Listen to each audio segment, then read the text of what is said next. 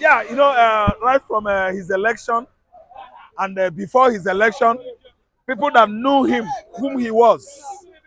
Uzodinma started from local 419. That is advanced few fraudster locally. And he graduated into international one 90s. There are many accolades. I mean, accomplice, he worked with in the past, which I cannot mention their name here for security reasons. From that, he delved into federal agency or machinery.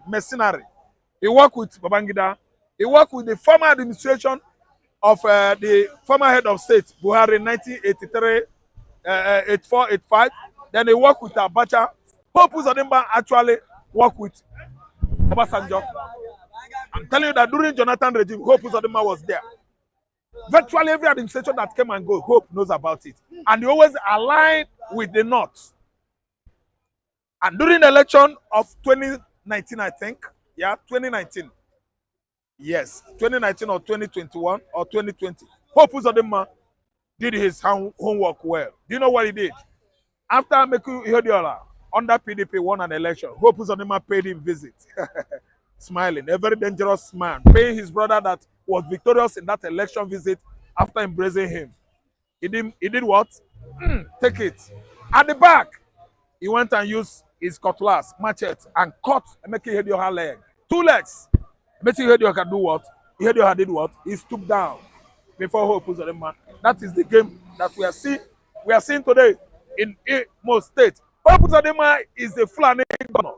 He was made governor of Imo State by the then late chief of staff, Abba Kyari, of all Fulani people, not all Nigerian people. Abba Kyari was the one that made Hope governor of Imo State under that Supreme Court. Supreme Court governor, Hope Uzodinma.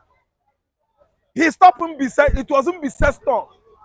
In Imo State, the then Obowo man, that is the whipping governor, may his soul rest in peace. What is that his name? The whipping governor. The name of the former governor that was whipping, Alex Ekweme, no, Sam Mbakwe. Sam Mbakwe was the last person from the axis of Mbise person that ruled Imo State. Sam Mbakwe, the last. The rest is from Olu, Mbano, Olu. Hakim is from Olu, from Mbano, sorry. Rocha Sokorocha is from Olu. There are many of them from Olu. It wasn't Bise's tongue. And actually the whole Imolite came out and gave him their support. Today, Hope Uzodinma truncated that attempt, that move, to allow Owerri, that is Mbise people. He used Fulani, his Fulani masters, and stopped this man, making Ihedioha mandate. He stole it using his Fulani masters. And today, that was what brought about militarization of southeastern Nigeria, because the Igbos, the Imolites, they could not endure. They could not be that subtle or chameleonic to dance to the costume of a wicked fraudster like Hope Uzodinma. Allegedly, he was allegedly to be one of the 419ers in the 90s. It's an allegation which we can even actually substantiate, because after his tenure expires in Imo State, you will see how much his administration has, at least extrajudicially, gobbed in Imo State. What are we saying there as social infrastructures and facilities? None. But he still remained a governor. Second time, on his second coming, he won the whole 27 local governments. Anamanu, featured. The whole 27 local governments, their men, their children, their husbands were being killed during the first administration. Fulanis were shooting. Federal government, federal military forces were invited. The first military onslaught in Igbo land, they were invited by Hope Uzodinma. And today, what are we saying? Hope has graduated from politically annihilating the Imolites to what? Inviting ID camp, internally displaced people camp, into a Mbano. What a tragedy. No wonder Fulani, Chinova Achebe said in one of his books, men are always the cause of their tragedy. If Fulani could colonize Imo State, what is it that Hope Uzodinma and his family benefits? Tragedy, nightmare, total annihilation, extermination of his kinsmen. Could that be a benefit? Could that be any gain on the basis of benevolence? See, let me tell you, Hope Uzodinma is at least breeding the bad blood, bone of contentions, growing on daily basis in Imo State. Shetima was in Enugu. He said that Igbos are dear to Tinubu's administration. Shetima was in Enugu. He said Igbos are dear to Tinubu's administration. What do you expect him to say? The beneficiary Igbos, the Igbos that are benefiting from this regime, they are there for Tinubu now. No, they don't know, like the Southeast. They are catching out now because Southeasterners. Southeasterners, the political beneficiaries. I don't mean Southeasterners as in ordinary Igbo man. The Igbos is talking about that are there for Tinubu are those politicians, the beneficiaries of this killing regime. A regime that has not favored anybody. A regime that does not favor Yoruba man. A regime that does not favor Hausa man. A regime that has been killing and bringing down Nnamdi Kanu, who is incarcerated for over 48 months now. A regime that is spells doom for everybody in Nigeria. A regime that has made us suffer the worst thing, deprivation ever in history of any Nigerian president. Igbos are there for Tinubu. Who are those Igbos? You mean Atazes? You mean Hope Uzodinma, Peter Mba? They are there. Oju Okalu, they are there. What are you saying? Igbos are there for him now. Those are the beneficiaries of this evil regime. A regime that has brought down many common people, sending them to their early graves. What are you saying? Igbos are there for him, and then there are many Igbos that are there for him. They are all politicians, political vultures. Yes, catching out at the detriment of the Igbos, at the detriment of the Yorubas and the Hausas. They are the political beneficiaries. They don't care how far they have gone to die on daily basis. The politicians don't care how far they have gone to make sure that they bring every Nigerian down based on how they steal our money, our common wealth on daily basis. Yes, laundering money in billions, using Ghana must go, sharing it among all the traditional rulers, sharing the money among all their thugs to stop people's, at least, civic rights from manifestation. What are you saying? Understand what I'm saying? They are there to make sure that you and I are going down on daily basis. The Igbos are there. Who are those Igbos that are there? Go and check their families. Go and check their previous records and their antecedents. Who are those Igbos that are there for Tinubu? Check their records. Original Igbo, Abi dubious Igbo. Where you have dubious original, you have many fakes. They are there for him. Are you not concerned about Anambra State? APC taking over Anambra State? Anambra State, if APC like, APC to swallow Anambra State. There is an adage I have here. Have you ever seen a python? A python that has swallowed cow. It does not move from here to there. It will stay there. APC should go. They should not only take over Anambra State, they should swallow Anambra State. You know what? Nigeria is a place whereby criminals are celebrated. Nigeria is a place whereby people, civilians that don't know what is here, enthrone injustice and illiteracy. Nigeria is a country whereby roguery, thievery are being celebrated by dafts, DAFTS, as a result of lack of knowledge. There are many things going on politically in Nigeria out of what? Quackery. Out of what? Ignominy. Yes, that's what I'm saying. Soludo can never ever work with good people. Is Soludo himself a good man? Since the inception of Soludo regime, go to Anambra State and see by yourself. The scorecard is here, is there. Obi outscored Soludo 1 million times. What I say? Obi outsmarted. Outscored Soludo's achievements by many, with many records, many achievements. Soludo is nowhere to be found when we are trying to compare him to Obi. What are we saying? If APC like, they should go and take my community. My community is there. But after a python swallow cow or huge animals, does it move? It doesn't move an inch. Agbo ni honolu, ya no. Snake that swallows big what? Food. Big what? Pride. Pride, it doesn't move an inch. It will swallow it there. Okay, let me tell you, Anambra State is a cooked egg. We are cooked eggs. When snake swallows cooked eggs, it doesn't move an inch. Snake will stay there. You will be touching his head. You will be begging snake to bite you. It won't bite you. Because it has swallowed cooked egg. It's an experience. So cook your egg. Leave it for black mamba to swallow. Or python. After swallowing it, python will stay there. The egg will be inside the stomach. You will see the egg one by one. They want to take Anambra State. Okay, Anambra State, we are cooked eggs. Any snake that swallows cooked eggs cannot move an inch. It's made there, it stay there. Okay, it will stay there. It doesn't go anywhere. When Soludo came into power, I look at him, an ugly man. Some Spirit of God was telling me something. That Soludo will not do anything. And actually, Soludo is there to celebrate what? Mockery. Quackery. Lack of achievement. Former CBN governor. Bad performances. Former CBN governor to the moon. To the moon. What is he doing in Anambra State? I'm from Anambra State. I went to school. I was educated in Anambra State, not in the southwest.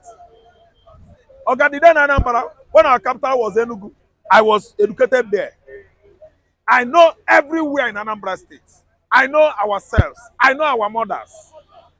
Oga, if that vote rightly casted, are you listening to me? Apuga will carry the day.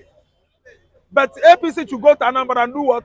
Swallow Anambra as they swallow Edo State. Agbon iho nolu ga togbolo ebe a. Agbon iho nolu ga really. Imago really. This is my own dialect. Agbono si akwa esilesi. Onodu there, onasu there. APC will go. They should go now. I don't know what is stopping them from going. Okay, they are waiting for the dates. If for me, they will go now. So that Soludo will change to APC. Nigeria will be under one political party system. So that Tinubu will be satisfied. Gari Buliru Nubom. Gari Buliru Nubom. You know what I mean? On the surface of the river bank, the sand there is Ubom. The color is Gari. If you turn up Gari there and throw it, it's finished. If you pick it, you are picking sand because it's the same color. Gari Buliru Nubom. APC Gari Buliru Nubom. Go to Anambra State, swallow the whole state. He that swallows cherry seeds must consider the shape of his annals. With due respect as an Igbo man to Hope Uzodinma, I'm not seeing Hope Uzodinma as a governor. I'm seeing him as somebody who is trying to drive infiltration of northernization that's already existing in the southwest down to yes. The Europe they are trying. They have been looking. The Ohanese and other sub Igbo organizations should be very, very careful with Hope Uzodinma.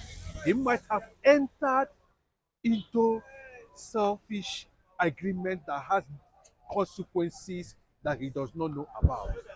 Because I listened to the Arewa Youth Consultative Leader where he was threatening Hope Uzodinma that if he didn't do that, then we'll put you in order because we know what it took us to make you governor. So Hope Uzodinma was actually made governor to drive northernization agenda in the heart of the Igbo land. Look at what they are saying now. the bandits are spreading, they are killing people, in fact, that North is running out of existence. So if a tribe, a race, a geopolitical zone, a region start sounding like that, what do you think that some of them will be going into their brain? Their next target will be East. They don't have, for them, they don't see too much problem here because at least 50% of their northernization culture has been embraced by the Yorubas. It's only the few Yorubas who are seeing this thing and knew that it is just darkness coming to the southwest. The Igbo nation must rise up in unionism. To stop this will not be stop it completely from even any whichever means. Israel is suffering this thing today because of this. That's what Israel is suffering today. Hamas. It's a problem that driving Middle East to into escalation. A lot of stories have started flying up and down that is not even genuine. Thank God for social media, not internet. We must thank God for social media that has continued to unravel and unveil all this loop-sided history that has fragmented the Igbo nation. I made an Ikwere man, they say I'm not Igbo. I made an Igbo man and a Benin man, they say I'm not Igbo. A Benue man, I say no. A Kogi, no. So the Northerners are finding it very difficult and looking for a means because they see the Yorubas are not the problem. Before the war, you can see a vice president going to United Nations Security General Assembly, where he is supposed to present, an issue, that is clearly what it is, or rather, solicit or seek for peace. How do you want Israel to look at Nigeria? Israel, well, not there. We don't know what they are doing in Asurok. We don't understand anything. Don't know. But they don't know the mystery of what they are planting. Yes. Uzodinma, I know there's resistance. There's serious surveillance going on in the forest now, in around Imo State. People are pinpointing locations where he hid them in the forest and wanted to start gradually relocating them to the main cities of Imo State. Uzodinma, who made you governor? Late Abba Kyari. Who is late Abba Kyari? These are the Gambaris that have sworn an oath to fulfill the Ottoman Dafo, the Amadu Bello, Tafawa Balewa, to destroy and make Igbos their footstool. Globalization has started, which is they are afraid that Igbo mans are spreading. The Yoruba elite are already started warning this Yoruba Tinubu nationalization agenda in Yoruba land. It is going to weaken the Yoruba nation unless their intellectuals, their men who are exposed, a certain resistance force, possibly led by Gani Adams, should stand up. Gani Adams, yes, I know you've been saying some of these things we are sharing here. And look at this thing that is going to actually damage, because when it grip the entire southwest, their target will be to call on the Biafran regional African bloc as an army, as a force, because that's what the whole world is going to make Biafra look like. I'm telling you, it's a fact. You can go and find out. They are preparing. You don't tell me the reason why we have francophone countries surrounding Nigeria and Ghana. One English nation. And the whole Northeast policies are changing, are transforming. There's this sudden rise of attack on the Christian kingdom. And the only organization, people who are going to represent the black nation interest in terms of what Christian kingdom is all about is only Biafra. The world knows, everybody knows. They are documenting it, they are taking it one after another. I will not allow that, irrespective of what is going to take. Because this is not the era of Yoruba media, of propaganda, Igbo Q, Igbo this, Igbo cannot, when they twist, continue twisting it. Look at the way they are twisting Adeboye now. They are making mockery of a man of God. I look at them and say, well, people do not understand. These people, the level, most of them are even better than some local government. Most of them employed more than some local government in this country. Most of them pay salaries more than some local government. If you don't want to pay your tithe, leave it now. Nobody is disturbing you. Leave it. All those people that are making mockery of the kingdom, it's not extremism anyway, but I'll tell you, Christians have extremism too. Not to the extent of taking anybody's life, but to the extent of resistance, verbal driving. Because if you look at what they call intellectual purpose, what is the intellectual purpose of having such men around in Nigeria? That there's a time a man is conscious and there's a time man is not conscious. That period man is not conscious, he can say anything. But that does not mean it can be, such a thing can be used against someone who has over 1 million people in his payroll. All those saying these things, they're celebrating it. I don't want to call names. You know yourselves. You know that you cannot make ordinary water. You cannot invent ordinary bed. You cannot even do ordinary a piece of the sky. Talking less of the air.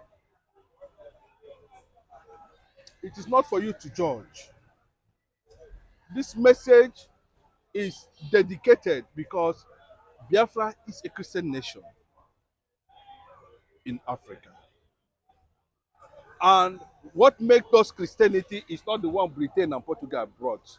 What makes us Christians is the connection we have with our source, our God. From ab initio, from the beginning, from the existence of humanity. So we must understand that our covenant is in connection with what God shared with Abraham. And not Islam. How? That's what I'm explaining to you. Is it that after we have existed over 600 or 1,000 or 4,000 years before they had Islam? I can go ahead and tell you the story of Islam in Syria, how it started. So, Christianity has existed centuries before the rise of Muhammad. So we must understand that. But on a clear term, constitutionally, everybody have right to live anywhere, but not through this means. This means of trying to plant a certain governor to open his legs and so that people will pass and deposit. You know what you want to deposit in Imo State? To be resisted. It has already been resisted. The resistance is what we are seeing what Mazen Namdekan is doing. They've already told the federal government that that guy you are seeing is dangerous. They said it very clearly. Pakia talk. The Northerners, the Yorubas, is dangerous. He said, what do we do? It has gone out of hand because he has succeeded in globalizing his personality now. So it's not somebody you can just do like this now. No, you cannot do that. His bravery is something else. Let them be careful with Mazen Namdekan, because that is what we call him, the supreme leader himself. He knows what he's doing. You cannot see him in nonsense places. When he came out, you see him in the temple, in Jerusalem. You see him, we are relating, seeking divinity to the Biafran restoration. Because that's the only thing that will connect us. You can't move away from what we are not. We cannot. If Uzodinma is taking us to where we are not, a place we don't belong, then he knows what happens because the message that surround the Igbo man's transformation will pay him a visit. Go and ask anybody now that Igbo man was doing after the war. Dodo, they call it Dodo Bioma something, picking nylon on the street after the war. Because the Northerners and the Yorubas confiscated the Igbo property. They are the first people to produce universities in Nigeria. I see Yoruba media. They twist them. The University of Lagos, money was built by NCNC, under Dr. Nnamdi Azikiwe. University of Ibadan, UNN. We know all these things, how it all happened. But they use propaganda. Maybe I could just use that word propaganda, to try to squeeze Igbo influence in Nigeria. I want to reduce them to Ring Road. What is happening in Benin Empire now? It cannot happen.